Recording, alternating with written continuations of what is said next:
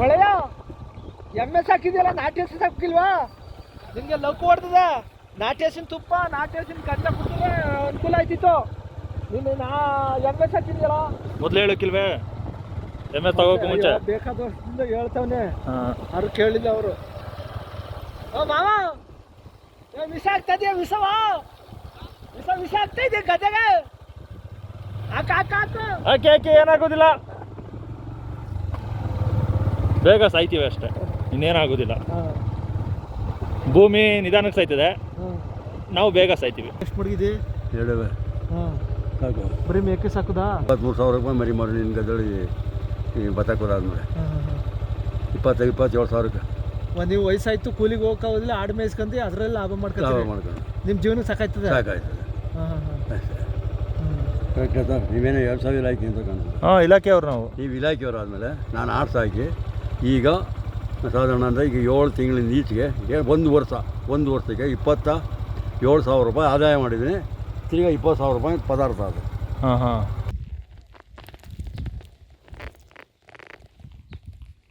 ನೀವೇನು ನೋಡ್ತಾ ಇದ್ದೀರಾ ನೋಡಿ, ಇದು ತಳಿ ಒಂದೊಂದು ಕಲರ್ ರೀತಿ ಕಾಣ್ತಾ ಇದೆ. ಒಂದೊಂದು ಅರ್ಧ ಎಕರೆಲ್ಲೂ ಒಂದೊಂದು ಜಾತಿಯ ತಳಿ ಹಾಕಿದ್ದೀನಿ ನೋಡಿ.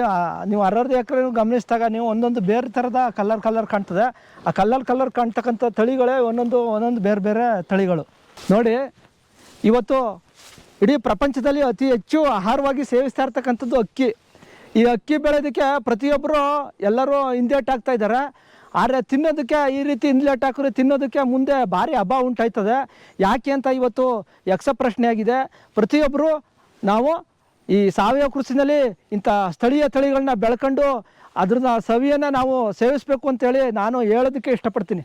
ನಾನೀಗ 4 ಎಕರೆ ಜಮೀನಿನಲ್ಲಿ 9 ವಿಧದ ಸ್ಥಳೀಯ ಭತ್ತಗಳನ್ನ ಬೆಳೆದಿದ್ದೀನಿ. ಅವು ತುಂಬ ಒಂದೊಂದು ಥರ ವಿಶೇಷವಾಗಿರ್ತವೆ. ಅವುಗಳನ್ನ ನೋಡಿದ್ರೆ ಖುಷಿ ಆಯ್ತದೆ. ಇದನ್ನೆಲ್ಲ ನಾನು ಬೀಜಕ್ಕೋಸ್ಕರ ಬೆಳೆದಿರ್ತಕ್ಕಂಥ ತಳಿಗಳು. ಓಕೆ, ಯಾವ್ಯಾವ ತಳಿ ಇದೆ ಹೇಳ್ಬಿಡಿ. ಈಗ ನಮ್ಮಲ್ಲಿ ಸಿದ್ಧ ಸಣ್ಣ ಅಂತ ಇದೆ. ಅದು ಬಿಟ್ಟು ಇನ್ನೊಂದು ಅಭಿವೃದ್ಧಿ ಪಡಿಸ್ತಾ ಇದ್ದೀನಿ, ಹೇಮಶ್ರೀ ಅಂತೇಳಿ, ಅದೊಂದು ತಳಿ ಇದೆ. ಮತ್ತು ಇನ್ನೊಂದು ಅರ್ಲಿಯಾಗಿ ಬರ್ತಕ್ಕಂಥ ಇನ್ನೊಂದು ತಳಿನ ಅಭಿವೃದ್ಧಿ ಪಡಿಸ್ತಾ ಇದ್ದೀನಿ, ವಿವೇಕ ಸಿದ್ದು ಅಂತೇಳಿ. ಅದು ಬಿಟ್ಟರೆ ನಮ್ಮ ಅರ್ಲಿಯಾಗಿ ಬರ್ತಕ್ಕಂಥ 120 ದಿವಸಕ್ಕೆ ಕಟಾವು ಬರ್ತಕ್ಕಂಥ ಸೇಲಂ ಸಣ್ಣ ಅಂತ ಇದೆ. ಮತ್ತು ಅದಾಯ್ತಲೇ ರಾಜರಿಗೆ ಮುಡುಪಾಕಿರ್ತಕ್ಕಂಥ ತಳಿ ರಾಜಮುಡಿ ಅಂತಕ್ಕಂಥ ಒಂದು ಎತ್ತರವಾಗಿ ಬೆಳೆಯುವಂಥ ತಳಿ, ವಿಶೇಷ ತಳಿ ಅದೊಂದಿದೆ. ಅದಾಯ್ತಲೇ ಇನ್ನೊಂದು ರತ್ನಚೂಡಿ ಅಂತೇಳಿ ಒಂದು ವಿಶೇಷ ತಳಿ ಇದೆ. ರತ್ನಚೂಡಿ ಅಂದರೆ ಸಂಸ್ಕೃತ ಭಾಷೆ, ಅದನ್ನು ನಾವು ಕನ್ನಡದಲ್ಲಿ ತರ್ಜುಮೆ ಮಾಡಿದ್ರೆ ರತ್ನದಂಥ ಅವಲಕ್ಕಿ ಅಂತ ಅದನ್ನು ಕರೀತಾರೆ. ಅದನ್ನು ಕೂಡ ನೀವು ನೋಡ್ಬೋದು, ತುಂಬ ಚೆನ್ನಾಗಿರ್ತದೆ. ಅದಾಯ್ತಲೇ ರಾಜಭೋಗ ಅಂತ, ರಾಜರು ಭೋಗಿಸ್ತಕ್ಕಂಥ ತಳಿಗೆ ರಾಜಭೋಗ ಅಂತ ಕರೀತಾರೆ, ಅದನ್ನು ಕೂಡ ನೋಡ್ಬೋದು. ಮತ್ತು ರಾಜಮುಡಿನಲ್ಲಿ ಕೆಂಪು ಕಾಳಿನ ಕಳಿ ಇರ್ತದೆ, ಅದನ್ನು ಕೆಂಪು ರಾಜಮುಡಿ ಅಂತ ಕರೀತಾರೆ, ಅದನ್ನು ನೋಡ್ಬೋದು. ಅದಾಯ್ತಲೇ ಮುತ್ತಿನ ಸಣ್ಣ ಅಂತ ಇನ್ನೊಂದು ವಿಶೇಷ ತಳಿ ಇದೆ. ಈ ತಳಿಗಳನ್ನ ನೋಡ್ಬೋದು. ಇಷ್ಟು ತಳಿಗಳು ನಮ್ಮ ಜಮೀನಿನಲ್ಲಿ ನೀವು ನೋಡ್ಬೋದು. ಏಕಕಾಲದಲ್ಲಿ ಇದೆ ಫಸ್ಟ್ ಟೈಮ್ ಹಾಕಿರೋದು ಇಲ್ಲ ಮೊದಲು ನಾನು ಹಾಕ್ತಾನೆ ಇದ್ದೀನಿ. ಇವಾಗ ಉತ್ಕೃಷ್ಟವಾಗಿ ಬಂದಿದೆ. ಯಾಕೆ ಉತ್ಕೃಷ್ಟವಾಗಿ ಬಂದಿದೆ ಅಂತಂದರೆ ನಾನು ಹಸಿರೆಲೆ ಗೊಬ್ಬರ ಬಳಸ್ಕೊಂಡಿದ್ದೀನಿ. ಈಗೆಲ್ಲ ಡಯಾಂಚ ಅಂತಾರೆ, ನಾನು ಗ್ಲಿಸಿಡಿಯ ಬಳಸ್ಕೊಂಡು ಬೆಳೆದಿದ್ದೀನಿ. ಭಾರಿ ಉತ್ಕೃಷ್ಟವಾಗಿ ಬಂದೈತೆ. ಪ್ರತಿಯೊಂದು ತಳಿನೂ ನಿಮಗೆ ಕರ್ಕೋಗಿ ಆ ತಳಿಗಳನ್ನ ವಿಶೇಷತೆ ಮತ್ತು ಆ ತಳಿ ಹೇಗಿದೆ ಅಂತ ತೋರಿಸ್ತೀನಿ. ಬನ್ನಿ ನೋಡ್ಕೊಂಡು ಬರೋಣ. ನಡೀರಿ ಕೊಡ್ರೆ. ಇದು ಹೇಮಶ್ರೀ ಅಂತೇಳಿ ನಾನೇ ಸಿದ್ಧ ಸಣ್ಣದಿಂದ ಅಭಿವೃದ್ಧಿ ಪಡಿಸ್ತಾ ಇರ್ತಕ್ಕಂಥ ತಳಿ. ಇದೇ ಮೊದಲನೇ ವರ್ಷನ ಇದು ಈ ರೀತಿ ಹಾಕಿರೋದು? ಇಲ್ಲ, ಇದಾಳೆ ಒಂದು 2 ವರ್ಷ ಆಗಿದೆ. 2 ವರ್ಷದಿಂದ ಮಾಡ್ತಾ ಇದ್ದೀನಿ. ಇದು ಬೇರೆ ರೈತರು ಕೊಟ್ಟಿದ್ದೀನಿ, ಅಲ್ಲೂ ಕೂಡ ತುಂಬ ಚೆನ್ನಾಗಿ ಬರ್ತಾ ಇದೆ. ವಿಶೇಷತೆ ಈ ತಳಿ ವಿಶೇಷತೆ ಏನು ಅಂತಂದರೆ, ಇದು ವಿಶೇಷತೆ ಏನು ಅಂತಂದರೆ ಯಾವುದೇ ರೋಗ ರುಜಿನಕ್ಕೆ ತುತ್ತಾಗಲ್ಲ, ಮತ್ತು ಇಳುವರಿ ಜಾಸ್ತಿ ಬರ್ತದೆ, ಮತ್ತು ಹುಲ್ಲು ಕೂಡ ಆಯ್ತದೆ. ಬೇಸಿಗೆ ಮತ್ತು ಮಳೆಗಾಲಕ್ಕೂ ಕೂಡ ಬರ್ತದೆ. ಕಾಳು ಸಣ್ಣವಾಗಿರೋದ್ರಿಂದ ಎಲ್ಲರೂ ಇಷ್ಟಪಟ್ಟು ಬೆಳೀತಕ್ಕಂಥ ತಳಿ. ಅಂದರೆ ಸಣ್ಣಕ್ಕಿನ ಇದು? ಸಣ್ಣಕ್ಕಿ. ಎಷ್ಟು ತಿಂಗಳು ಬೇಕು ಕಟಾವು? ಇದು 135 ದಿವಸ ಬೇಕು. ನಾವು ಭತ್ತ ಚೆಲ್ಲುತ್ತವಿಂದ ಲೆಕ್ಕ ಹಾಕಂದ್ರೆ 135 ದಿವಸ. ಹೌದು. ಓಕೆ. ಅಲ್ಲ ಕೊಟ್ರೆ ನೀವು ಭತ್ತಕ್ಕೆ ಒಂಚೂರು ಕೆಮಿಕಲ್ ಹಾಕಲ್ವಾ? ಯಾವುದೇ ರೀತಿ ನಾವು ರಾಸಾಯನಿಕ ಬಳಸಲ್ಲ, ನಾವು ಸಾವಯವ ಪದ್ಧತಿಯಲ್ಲಿ ಬೆಳಿತೀನಿ. ಈ 4 ಎಕರೆ ನಿಮ್ದೆ ಅಲ್ವಾ? ಹೌದೌದು. ಇಲ್ಲಿ ನೋಡ್ತಾರ ಭತ್ತಕ್ಕೆ ಒಂದು ಕಾಳು ಕೆಮಿಕಲ್ ಇಲ್ಲ? ಯಾವುದೇ ಕೆಮಿಕಲ್ ಹಾಕಿಲ್ಲ, ಯಾವುದೇ ಕಳೆನಾಶಕ ಬಳಸಿಲ್ಲ. ಓಕೆ. ಹಸಿರೆಲೆ ಗೊಬ್ಬರ ಬಳಸ್ಕೊಂಡು ಮತ್ತೆ ಇಂಡಿಗಳನ್ನ ಬಳಸ್ಕೊಂಡು ಜೀವಾಮೃತ ಕೃಪಾಮೃತ ಬಳಸ್ಕೊಂಡು ಬೆಳೆದಿರ್ತಕ್ಕಂಥದ್ದು. ಹಸಿರೆಲೆ ಗೊಬ್ಬರ ಯಾವ ರೀತಿ? ನಾನು ಏನು ಮಾಡ್ತೀನಿ ಅಂತಂದರೆ, ನಾನು ಸುತ್ತ ಅಲ್ಲಿ ದೂರದಲ್ಲಿ ನೋಡಿದ್ರೆ ನಿಮಗೆ ಗ್ಲಿಸಿಡಿಯಾ ಅಂತ ಕಾಣ್ತದೆ ಗೊಬ್ಬರದ ಗಿಡ. ಗ್ಲಿಸಿಡಿಯಾ ಅಲ್ಲಿ ಹಳ್ಳದ ಸಾಲಿನಲ್ಲಿ ಹಾಕೊಂಡಿದ್ದೀನಿ. ಹತ್ರ ಹೋದ್ರೆ ಅಲ್ಲಿ ನೋಡ್ಬೋದು. ಓಕೆ. ಗ್ಲಿರಿಸಿಡಿಯಾ ಅಂತ ಒಂದು ಸೊಪ್ಪಿದೆ. ಆ ಸೊಪ್ಪನ್ನ ಕಡಿದು ನಾವು ಕೆಸರು ಮಾಡಿದಾಗ ಆ ಕೆಸರಿಗೆ ಹಾಕಿ ಅದನ್ನು ಪವರ್ ಟಿಲ್ಲರಿಂದ ತುಳಿಸ್ಬಿಟ್ಟು ಆಮೇಲೆ ನಾಟಿ ಹಾಕ್ತೀವಿ. ಆಮೇಲೆ ಸ್ವಲ್ಪ ಬೇವಿನ ಹಿಂಡಿ, ಹೊಂಗೆ ಹಿಂಡಿ, ಮತ್ತು ಕೊಬ್ಬರಿ ಹಿಂಡಿ, ಮತ್ತು ಕಡಲೆಕಾಯಿ ಹಿಂಡಿ ಇವುಗಳನ್ನ ಬಳಸ್ಕೊಂಡು ಇರ್ತೀವಿ. ಆಮೇಲೆ ಜೀವಾಮೃತ, ಕೃಪಾಮೃತ ಬಳಸ್ಕೊಳ್ತೀವಿ. ಜೀವಾಮೃತ ಭೂಮಿಗೆ ಚೆಲ್ತೀವಿ. ಕೃಪಾಮೃತ ಸ್ಪ್ರೇ ಮಾಡ್ಕೊಂಡು ಅದನ್ನು ಕೂಡ ಭೂಮಿಗೆ ಚೆಲ್ಕೊಂಡು ಈ ರೀತಿ ಬೆಳಿತೀವಿ. ಗೋಕೃಪಾಮೃತ. ಓಕೆ. ಅಲ್ಲ ಡಯಂಜ ಬೆಳೆಸ್ಕೊಳ್ಳಲ್ವ ನೀವು? ಡಯಂಚ ಸಮಯ ಸಿಕ್ಕಿದಾಗ ಬೆಳೆಸ್ತೀವಿ. ಸಮಯ ಸಿಕ್ಕದೆ ಹೋದಾಗ ನಮಗೆ ಎಲ್ಲ ಬದುನಲ್ಲಿ ನಮಗೆ ಯಥೇಚ್ಛವಾಗಿ ಗ್ಲಿರಿಸಿಡಿಯಾ ಸೊಪ್ಪು ಸಿಗ್ತದೆ. ಅದು ಅನುಕೂಲವಾಗಿ ನಮಗೆ ಹಸಿರಲೆ ಗೊಬ್ಬರವಾಗಿ ಸಿಗ್ತದೆ. ಅದರಿಂದ ಅದು ಬಳಸ್ಕೊತೀವಿ. ತುಂಬ ಪ್ರತಿಯೊಬ್ಬರು ಕೂಡ ಗ್ಲಿರಿಸಿಡಿಯಾ ತಮ್ಮ ಬದುಗಳ ಮೇಲೆ ಹಾಕೊಂಡು ಗೊಬ್ಬರದ ಗಿಡ ಅಂತಲೇ ಕರೀತಾರೆ. ಅದರಿಂದ ಅದು ಹಾಕೊಂಡ್ರೆ ನಮಗೆ ಯಥೇಚ್ಛವಾಗಿ ಗೊಬ್ಬರ ಸಿಗ್ತದೆ. ಅನುಕೂಲವಾಗಿ ನಾವು ಭತ್ತವನ್ನು ಮಾಡ್ಕೊಳ್ಳೋದಕ್ಕೆ ಭಾರಿ ಅನುಕೂಲ. ಪ್ರತಿಯೊಬ್ಬರು ಕೂಡ ಗ್ಲಿರಿಸಿಡಿಯಾವನ್ನ ಬೆಳ್ಕೊಳ್ಬೇಕು ಅಂತ ಕೇಳ್ಕೊಳ್ತೀನಿ. ಅಲ್ಲ ವರ್ಷಕ್ಕೆ ಎಷ್ಟು ಸಲ ಬೆಳಿತೀರಾ ಒಂದೇ ಭೂಮಿಯಲ್ಲಿ ಭತ್ತನ? ನಾನು ಇದು ಕನ್ನಮಡಿ ಕಟ್ಟೆಯಲ್ಲಿ ನೀರಿದ್ರೆ ನಾನು 2 ಬೆಳೆ ಬೆಳಿತೀನಿ. ಅಲ್ಲಿ ನೀರೇನಾರು ಇಲ್ದೇವರೆ ಒಂದು ಬೆಳೆ ಬೆಳ್ಕೊಂಡು ಇನ್ನೊಂದು ಬೆಳೆಗೆ ಈ ದ್ವಿದಳ ಧಾನ್ಯಗಳು, ಉದ್ದು, ಹೆಸರು, ಅಲಸಂದೆ ಬೆಳ್ಕೊತೀನಿ. ಓಕೆ. ಅಂದರೆ ಒಂದು ಭೂಮಿಲಿ ಪದೇ ಪದೇ ಅದೇ ಹಾಕ್ಬಾರ್ದಲ್ವಾ? ಇಲ್ಲ, ಅಂಥದ್ದೇನಿಲ್ಲ. ಅದಕ್ಕೆ ನಾವು ಬೆಳೆಯುವಂಥ ಬೆಳೆಗಳಿಗೆ ಪೋಷಕಾಂಶ ಒದಗಿಸಿದ್ರೆ ಖಂಡಿತ ಬರ್ತವೆ. ಓಕೆ, ಸರಿ ಗೌಡ್ರೆ ಬನ್ನಿ. ಇದು ಹೇಮಶ್ರೀ ಆಯಿತು. ಹೌದೌದು. ಇದರಿಂದ ಒಳ್ಳೆ ಹುಲ್ಲು ಸಿಗುತ್ತೆ, ಅಕ್ಕಿನೂ ಕೂಡ ಸಣ್ಣದಾಗಿರುತ್ತೆ. ರುಚಿ ರುಚಿನೂ ತುಂಬ ಚೆನ್ನಾಗಿರ್ತದೆ. ಈಗ ನೀವು ಮಾಡಿರುವಂಥ ಇದು ಕಂಡುಹಿಡಿದಿರೋ ತಳಿ ಅಂತ ಅಂದ್ರಿ. ಈಗ ವಿಜ್ಞಾನಿಗಳು ಲ್ಯಾಬಲ್ಲಿ ಕೂತ್ಕೊಂಡು ಏನೋ ತಯಾರು ಮಾಡ್ತಾರಲ್ಲ ತಳಿ, ಅದರಲ್ಲಿ ಇಷ್ಟು % ಅಂತ ರುಚಿನ ತೆಗೆದು ಈಲ್ಡ್ಗೆ ಹಾಕ್ತಾರೆ. ಅದು ಎಲ್ಲ ಹೆಂಗೆ, ನೀವೆಲ್ಲ ಹೆಂಗ್ ಮಾಡಿರೋದು ಅಂತ? ಇದು 2 ರೀತಿ ಇರ್ತದೆ.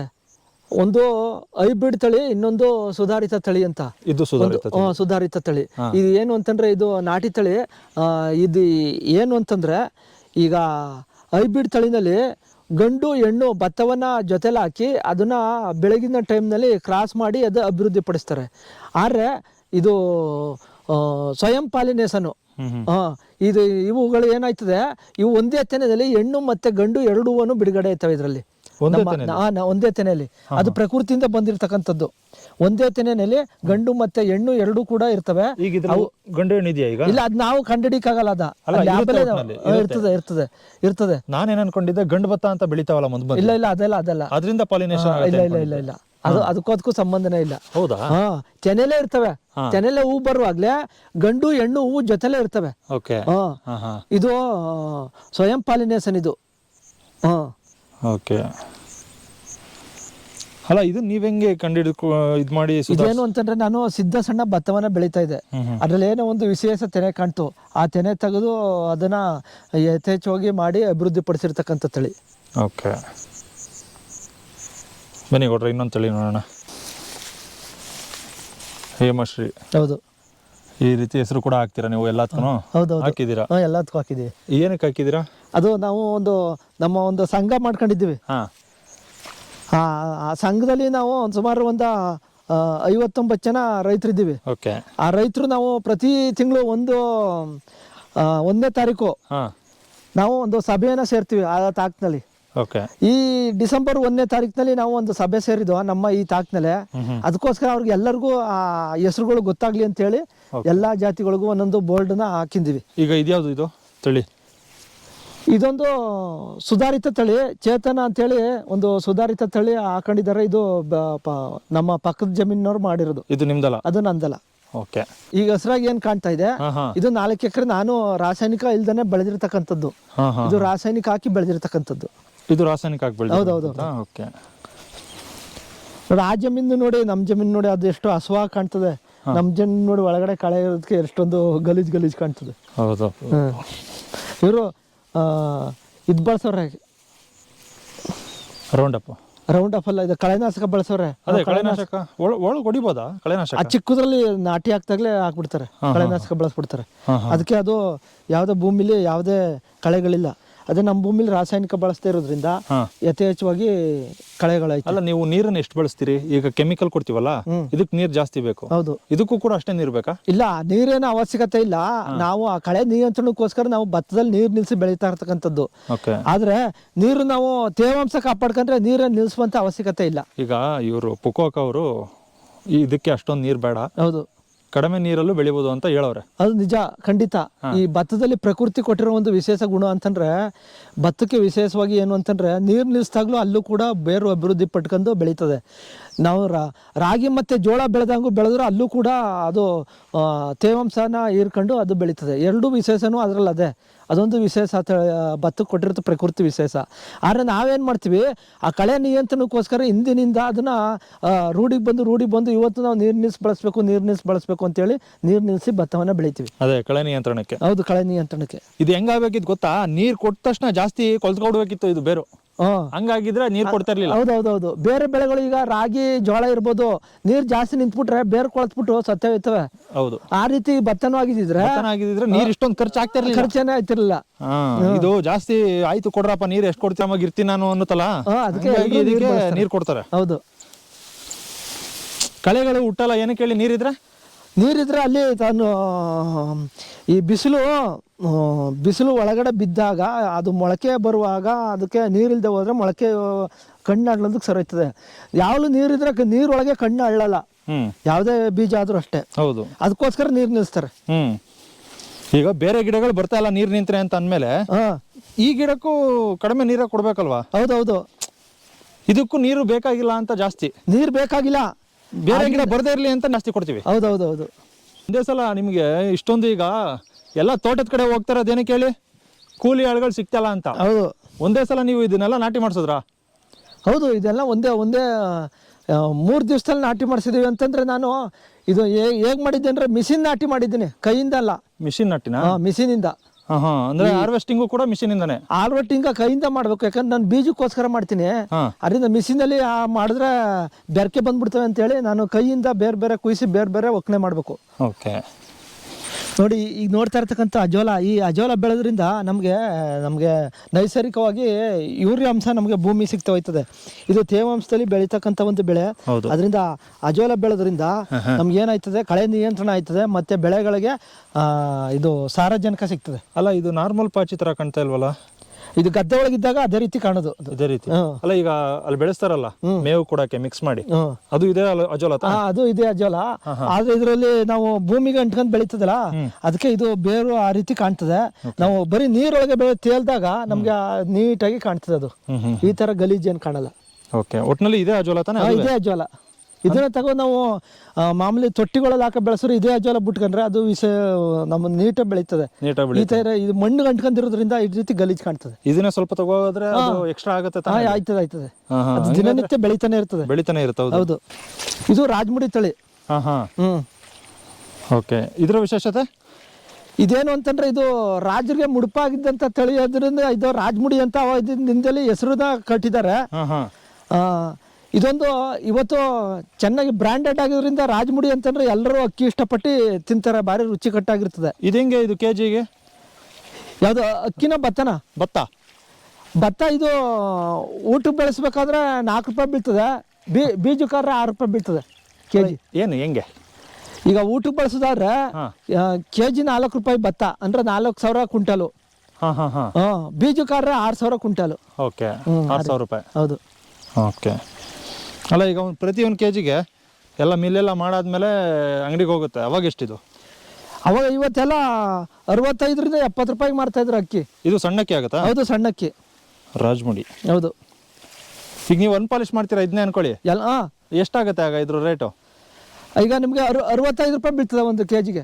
65 ರೂಪಾಯಿ. ಹೌದು. ವಿಶೇಷವಾಗಿ ನಾನು ಈ ತಳಿಗಳನ್ನ ಬೀಜಕ್ಕೋಸ್ಕರ ಮಾಡ್ತೀನಿ. ಓಕೆ, ಅಂದ್ರೆ ನಿಮ್ಗೆ ಜಾಸ್ತಿನೇ ಸಿಗುತ್ತೆ? ಹೌದು, ಜಾಸ್ತಿನೇ ಸಿಗ್ತದೆ. ಹೌದು, ಜಾಸ್ತಿನೇ ಸಿಗ್ತದೆ. ಅಂತಂದ್ರೆ ಇದರಲ್ಲಿ ಬೀಜಕ್ಕೆ ಮಾಡಿದಾಗ ಸ್ವಲ್ಪ ಕೆಲಸಗಳು ಜಾಸ್ತಿ ಇರ್ತದೆ. ಓಕೆ, ಈಗ ನೀವು ಬೀಜಕ್ಕೆ ಅಂತ ಮಾರಾಟ ಮಾಡ್ತೀರಾ ಅಂದ್ರೆ ಈಗ ನಾರ್ಮಲ್ ಆಗಿ ಇದನ್ನ ರೈಸ್ ಮಿಲ್ಗೆ ತಗೋಗಿ ಮಿಲ್ ಮಾಡಿಸೋದು ಇಷ್ಟು ಪ್ರಮಾಣ ಒಂದು 3-4 ತಿಂಗಳಿಗೆ ಅಂತ ಇರುತ್ತೆ. ನೀವು ಬೀಜಕ್ಕೆ ಅಂದ್ರೆ ಇನ್ನೂ ಸ್ವಲ್ಪ ಬಲಿಯಾಗಿ ಬಿಡ್ಬೇಕಲ್ವಾ? ಬಲಿಯುವಾಗ ನಾವು ಜಾಸ್ತಿ ಬಲಿದಾಗ ಬೇಗ ಈಗ ಊಟಕ್ಕೆ ಬಳಸೋದಾದ್ರೆ 4-5 ಕಾಳು ಕಾಯಿರುವಾಗಲೇ ಕೂದ್ಬಿಟ್ಟು ನಾವು ಒಣಗಿಸಿ ಒಕ್ಕಣೆ ಮಾಡಿ ಇಟ್ಕೊತೀವಿ.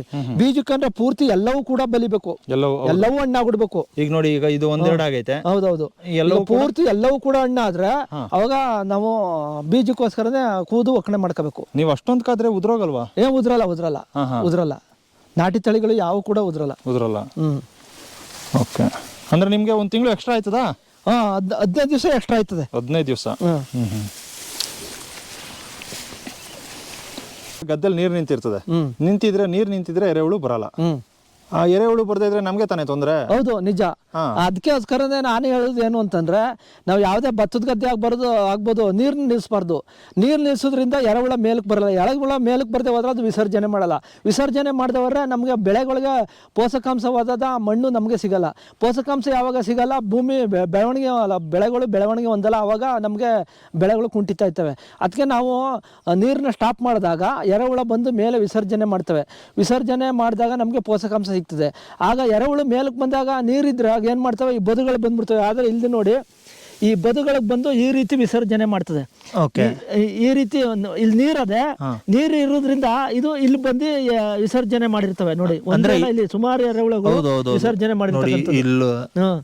ಇಷ್ಟ ಅಗಲ ಇದೆ ನೋಡಿ ನೋಡಿ ನೋಡಿ ನೋಡಿ. ಅದಕ್ಕೋಸ್ಕರ ನಾವು ನೀರು ನಿಲ್ಲಿಸ್ತೇವೆ ಹೋದ್ರೆ ಎರೆಹುಳ ಬಂದು ಮೇಲೆ ವಿಸರ್ಜನೆ ಮಾಡ್ತೇವೆ, ನಮಗೆ ಬೆಳೆಗಳಿಗೆ ಪೋಷಕಾಂಶ ಸೇರುತ್ತದೆ. ಅದಕ್ಕೋಸ್ಕರ ನಾವು ನೀರು ನಿಲ್ಲಿಸೋದು ಭತ್ತದ ಗದ್ದೆಯಲ್ಲಿ ತುಂಬಾ ತಪ್ಪು ಪದ್ಧತಿ. ಆದಷ್ಟು ನೀರು ಅವಾಯ್ಡ್ ಮಾಡಬೇಕು. ಅವಾಯ್ಡ್ ಮಾಡಬೇಕು. ಗದ್ದೆಗೆ ಈಗ ನೀರು ನಿಂತಿರ್ಲೇಬೇಕಾ, ಇಲ್ಲ ದಿನಕ್ಕೆ 1-3 ಅವರ್ ಬಿಟ್ರೆ ಆಗಲ್ವಾ? ಇಲ್ಲ, ಅದೇ ಒಂದು 2 ದಿನ ಬಿಟ್ಟು ನೀರು ಕೊಟ್ಟರೆ ನಡೀತದೆ. ಅದು ನಿಲ್ಲೋ ಹಂಗೆ ಕೊಡ್ಬೇಕಾ? ಇಲ್ಲ, ತುಂಬಾ ಗದ್ದೆ ತುಂಬಾ ನೀರು ಬಿಡೋದು. ನೀರು ಬಿಟ್ಟ ತಕ್ಷಣ ಅದು ಸ್ಟಾಪ್ ಮಾಡ್ಬಿಟ್ರೆ ಅದೇ ಹಿಂಕೋಯ್ತದೆ. ಆ ತೇವಾಂಶನೇ ಸಾಕು ಭತ್ತಕ್ಕೆ. ಅವಾಗ ಎರೆಹುಳುನು ಬರುತ್ತೆ. ಹೌದು, ಎರೆಹುಳುನು ಬರ್ತದೆ. ನೋಡಿ ಪಾಪ ಆಚೆ ಬಂದ್ಬಿಟ್ಟೈತೆ. ಆಚೆ ಬಂದು ಎಲ್ಲೋಗ್ಬೇಕು ಅಂತ ಗೊತ್ತಾಗ್ಲಿಲ್ಲ. ಹೌದು, ಇದು ಫುಟ್ಪಾತ್ ಅಲ್ವಾ? ಹೌದು, ಫುಟ್ಪಾತ್ ಮೇಲೆ ಬಂದು ಹೋಗ್ಬಿಟ್ಟೈತೆ. ಹೌದೌದು.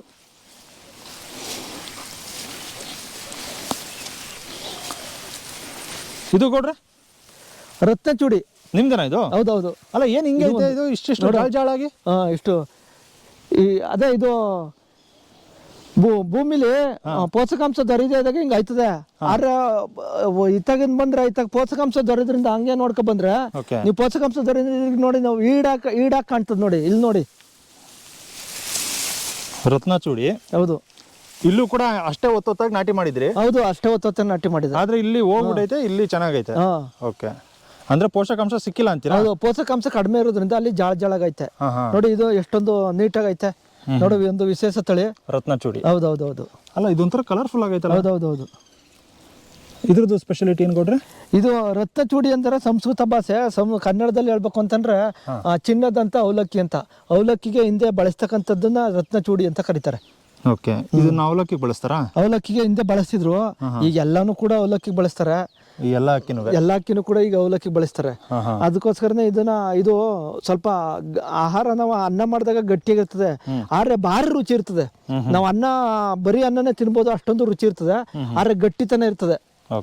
ಅದಕ್ಕೋಸ್ಕರ ಅವಲಕ್ಕಿಗೆ ಬಳಸ್ತಿದ್ರು ಹಿಂದೆ. ಈಗ ಅವಲಕ್ಕಿಗೆ ಭತ್ತನ ಬಳಸೋದು ಇಲ್ಲ ಅಕ್ಕಿನ?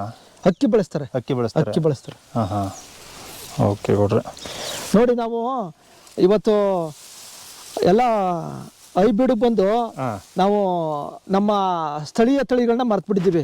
ನೋಡಿ, ಯಾವುದೇ ರಾಸಾಯನಿಕ ಆಗ್ತಾನೆ ಎಷ್ಟುದ್ದ ಬೆಳೆದ್ ನಿಂತದೆ. ಇದು ರಾಜಮುಡಿ, ಎಷ್ಟೊಂದು ವಿಶೇಷ ತಳಿ. ನೋಡಿದ್ರೆ ನೀವು ಗಮನಿಸ್ಕೋಬಹುದು. ಇಷ್ಟೇನ ಬೆಳೆಯೋದು, ಇಲ್ಲ ಇನ್ನು ಮುಂದಕ್ಕೆ ಬೆಳೀತಾ? ಇನ್ನೂ ಹೆಚ್ಚು ಬೆಳೀತದೆ, ಪೋಷಕಾಂಶ ಇದ್ದಷ್ಟು.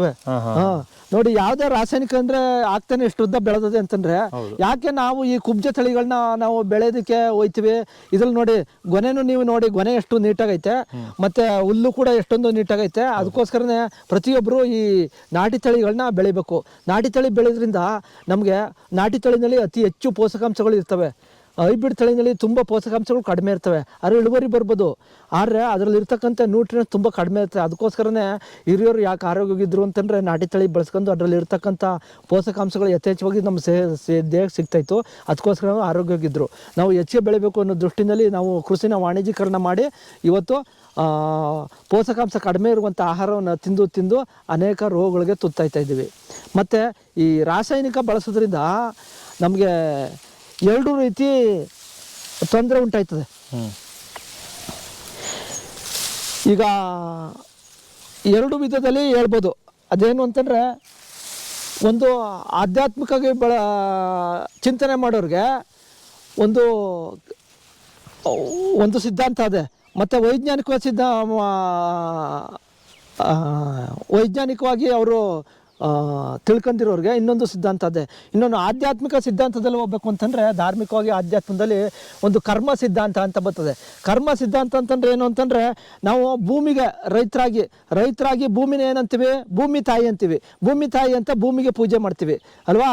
ತಾಯಿ ಅಂತಂದರೆ ಆ ಭೂಮಿನಲ್ಲಿ ಲಕ್ಷಾಂತರ ಕೋಟ್ಯಾಂತರ ಬಿಲಿಯನ್ ಗಟ್ಟಲೆ ಸೂಕ್ಷ್ಮಾಣು ಜೀವಿ ಇರ್ತವೆ, ಅವು ಜೀವಿಗಳು. ಆ ಜೀವಿಗಳನ್ನ ಏನು ಮಾಡ್ತಿದ್ದೀವಿ, ವಿಷ ಹಾಕಿ ಕೊಂದಾಗ್ತಾ ಇದ್ದೀವಿ.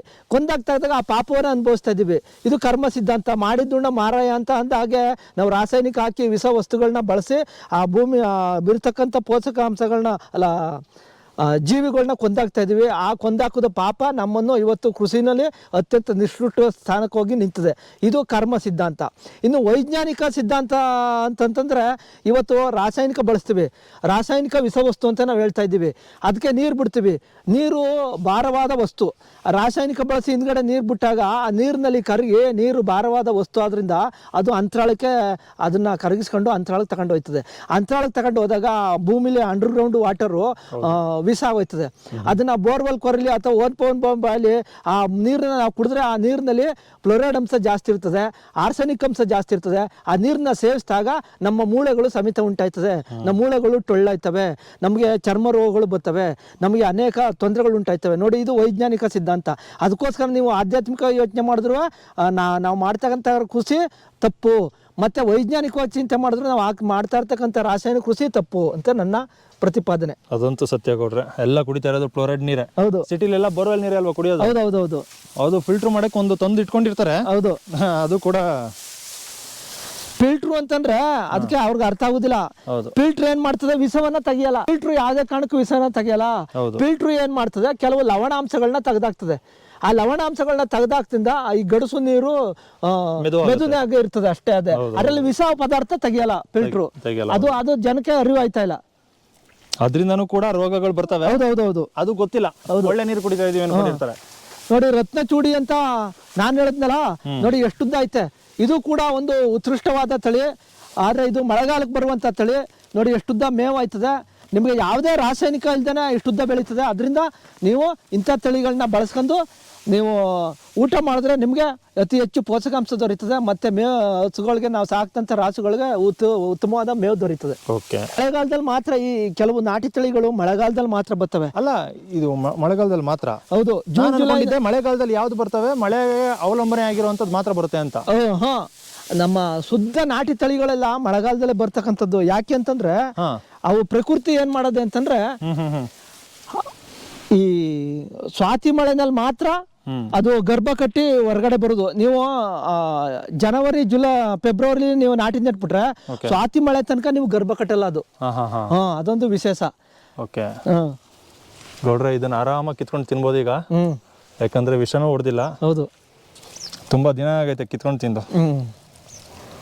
ಗಣಕೆ ಹಣ್ಣು ಇದನ್ನ ಮೊಸಪ್ಗೆ ಹಾಕ್ಬೋದಲ್ಲ? ಸೊಪ್ಪನ್ನ ಮೊಸಪ್ಗೆ ಹಾಕ್ಬೋದು, ಸಖತ್ತಾಗಿರುತ್ತೆ.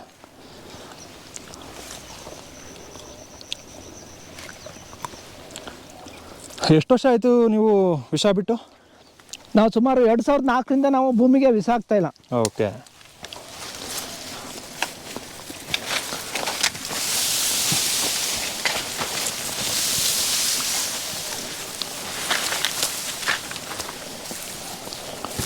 ರಾಜಮುಡಿ, ರತ್ನಚೂಡಿ, ಏಮಸ್ರಿ.